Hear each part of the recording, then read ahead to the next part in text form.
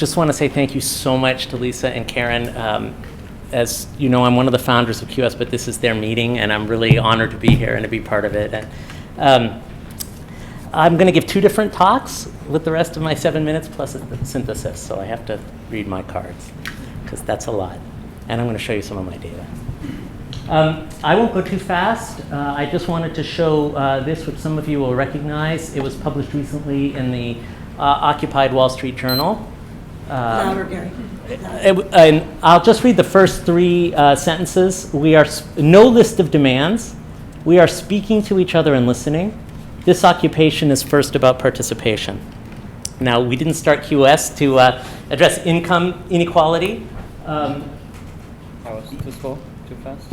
Yeah. Oh, is it? I thought it was automatic. No. 15 seconds we're doing, it's not. Oh, okay. Well, I'll just go, sorry. and you can Yours just. isn't 15 seconds, is it? Do you want to take it? Oh yeah, let me just take it. Yeah. That's easy. Because Yeah. yours is. Sure. Okay. Did I make? Okay. Here Next. we go. Yes. Yeah. The resonance I felt with that was methodological, related to participation and listening. The lines made me feel that QS might be part of a family of emerging practices that is emerging in very different contexts simultaneously, and that's really powerful. What we wanted to do was to learn about new methods and tools of self-tracking, and we found that listening was a really powerful tool. And sometimes we try to share our knowledge outside of QS, and it's an interesting experience. Our hope was that the new tools would be useful and maybe not too demoralizing or have too many demoralizing side effects. But when we try to share the knowledge, we find that sometimes professionals and experts in particular don't want practice reports, they want answers. They want solutions. They're ready to cure obesity, supercharge education, and cut healthcare costs. The demand for plausible solutions is very high. And yet here we are asking questions. What did you do? How did you do it? And what did you learn? I wanted to call these questions our prime directive, but Kevin Kelly, my partner, said I would live to regret that. So we just call them our prime questions. And I want to leave them with you as a challenge and an invitation.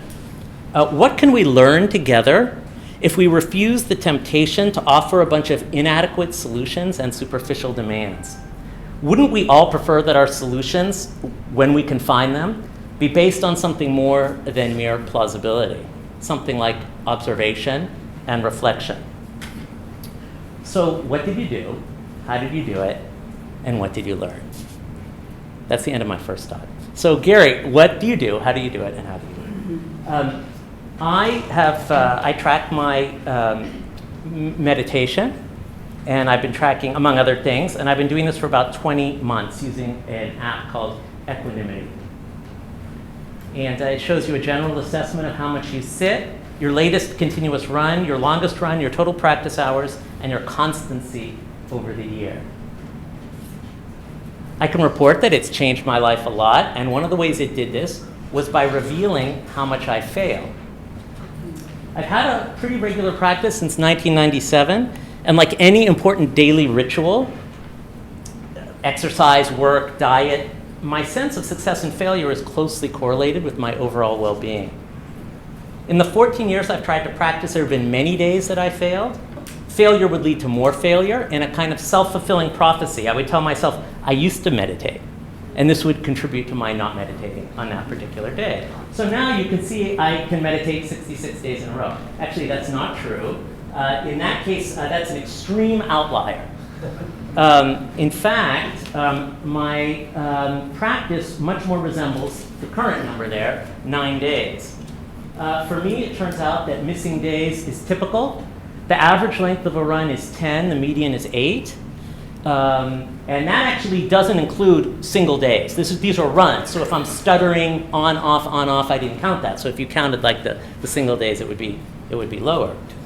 I just made this last Monday. This graph shows the missed days per month in black and the runs of missed days in red, so it's sort of an opposite portrait. And what do you know? There's a seasonal problem. Summer travel, different family patterns in the summer, right? But this year was better than last year.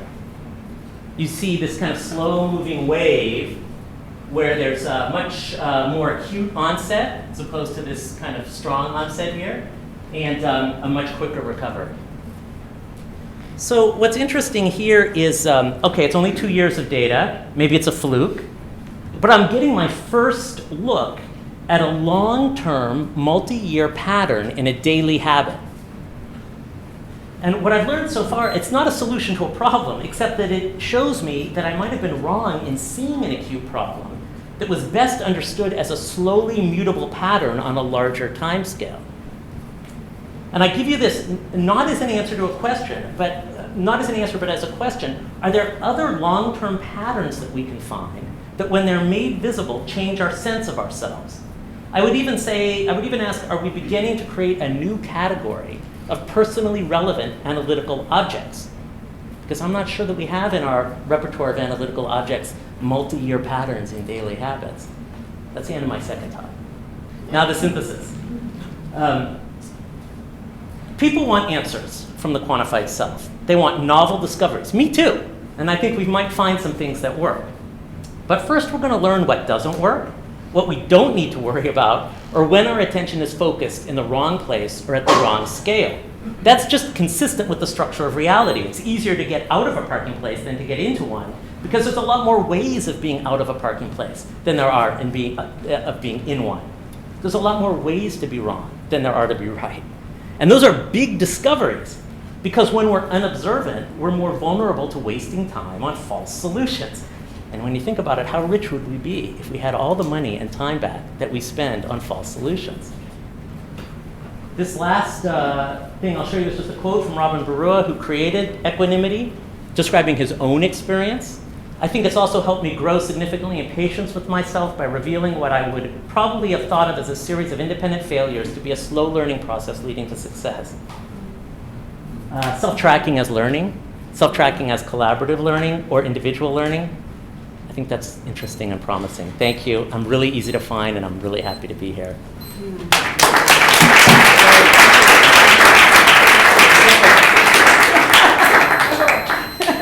Thank you so much. So we have, each speaker has about 7.5 minutes for Q&S. So please think about compelling questions you'd like to ask. And does anyone have something they'd like to throw out to Gary? Yes, please. So has anybody thought about the difference between power napping and meditation and the differences in how they affect the brain by itself subconsciously and the brain consciously? What do you mean by power nap? Power napping would be that I'm sleeping, so that I would assume that the benefits from meditation come from slowing down your mind. Is that what you do? And the same thing can happen perhaps in a subconscious way by actually taking a nap. Yeah, I don't know, except that do you do power naps or meditation? I do. Yeah, I do. I whenever I can, I do nap, and I think it's just got a tremendously good effect. But I find it hard to. That's a daily habit that's has been harder for me than meditating. Yes. Oh, here. I'm sorry, no, please.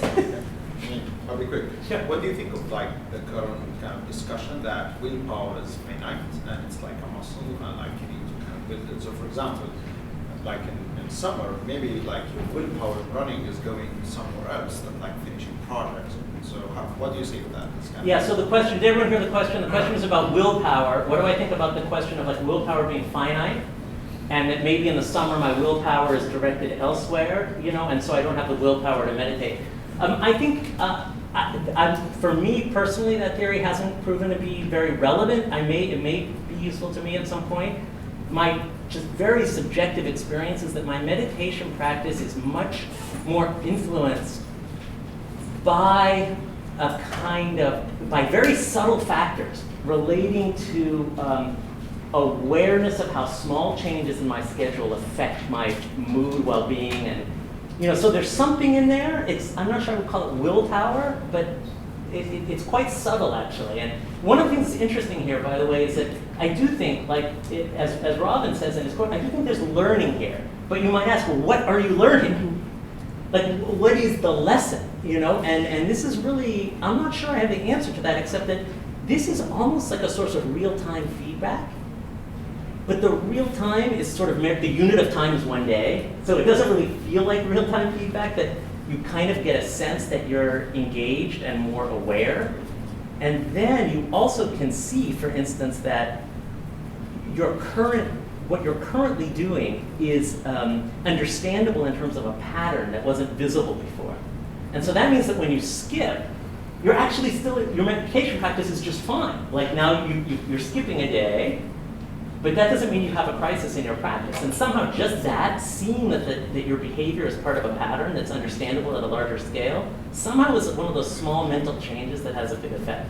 That's just thinking. So I'm going to take moderator's Yeah. prerogative here and say that the thing that I kind of took away from that is the piece that meta piece, which is it's the tracking itself. What I hear you Yeah. saying is the tracking itself is actually creating a language for you to understand something about yourself in a deeper way. So not so much about the details of what you're learning, but the practice itself, by doing it, gives you a kind of a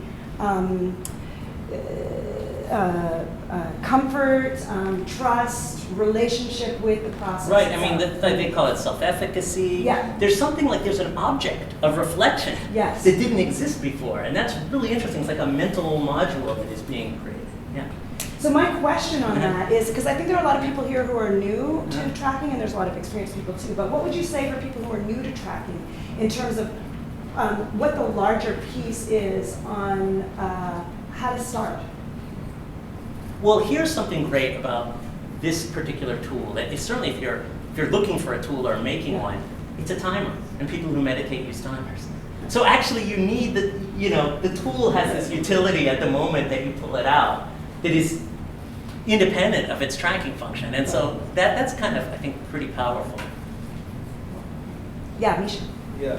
I'm not exactly sure how to phrase it as a question, but like in your first presentation, you talk about like sort of QS is not giving answers, but it's answering questions. And I guess from your unique vantage point of seeing QS proliferate around the world, do you have a sense of whether this like surge toward QS or people who come once realize that it's not about answers, but actually about questions, and then are sort of like, oh, I thought that they were going to tell me how to do something? Or do you think that there's a big group of question seekers around the world that are still The latter. I don't know how big it is. We'll find out. I mean, we're pretty small, really. But I think that the energy, or if there is some magic in QS, it has to do with people sharing their knowledge, but their knowledge with a small K, in a sense. The practical knowledge of their ongoing discoveries. That's what I see happening. Yes. David had a question Okay. first, and then David? then I'll have So a it's question. early days for QS, but what we see, or at least hope for, is that QS is moving into more of the quantified us. Uh-huh. And so it's kind of aggregate selves into kind of communities. I'm just thinking about, we seem to be living in a day where there's, increasing urgency to answer questions, Right. because people are starting to get desperate in several areas Right. to solve real problems. And it seems like the argument that kind of underlies this isn't about solutions. Let's slow down and be patient. And there seems to be a big tension between that and then leaders who are having to make decisions now to solve these nasty problems. So how do you resolve that tension? Yeah, well, I think I feel that all the time, because people do come towards QS and many other places and say, well, what are you learning that we can apply on a large public health scale? Yeah. And so that's a good question. I don't have the answer to that question, but I think there's an issue of meta-learning maybe, or something, or what is the context in which learning can be possible? And part of that context is if everybody's running around sort of with whatever they can find is plausible, and now they've got funding for it, and now they've got to argue for it, and cherry pick the research that supports their product, well, what's the opportunity cost of all that kind of not real learning that is so you satisfy the urgency. It's like people will say, well, don't you want to cure cancer? But, is it really, how does it get us closer to curing cancer if you just have unjustified confidence?